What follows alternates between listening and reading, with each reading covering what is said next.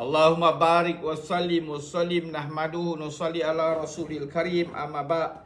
Continuation from the hadith of yesterday. Abu Umamah radiyallahu anhu says, when Rasulullah SAW was sent as a nabi to mankind, Shaitan sent forth his detachment to take stock of the situation. They came back and told him that a nabi had been sent to mankind and he had a large number of followers.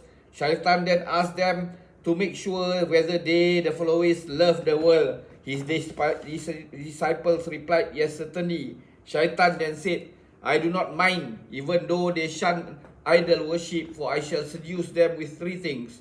One, earning money by unlawful means. Secondly, spending it in an unlawful manner. And number three, refusing to spend it on things on which it should be spent. Ali radiallahu anhu says, man shall have to render an account of his lawfully earned money, and he will have to suffer punishment for the money earned unlawfully. Malik bin Dinar rahmatullahi says, beware of the sorceress, yani the world, because his magic works even upon the hearts of the ulama.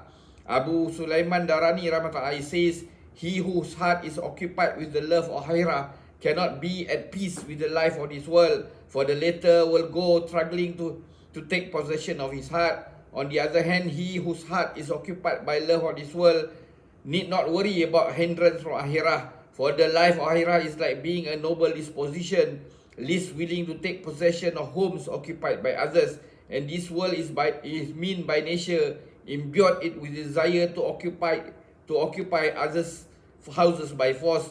Malik bin Dinar rahmatullahi says, the more you worry about this world, the less concerned will you be about your akhirah. And the more concerned you are about the akhirah, the less worried you will be about this world.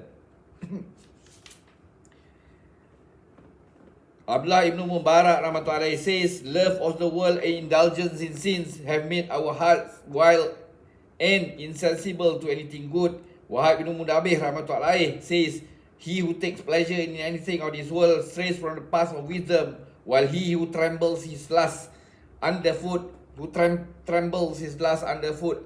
never allowing them to raise their head, Shaitan is scared of even his shadow. Imam Shafi'i rahmatullahi, advising one of his brothers in Islam, said, this world is full of mud and slush where many persons sleep. The world is an abode of humiliation. Its bustling life will give place, and in the end to desolation. Its dwellers will have to travel alone to their graves. Its gathering disperses, its affluence turns to poverty, its riches involve taking pains, and lack of them means an easeful life. So turn to Allah Ta'ala with single-minded concentration.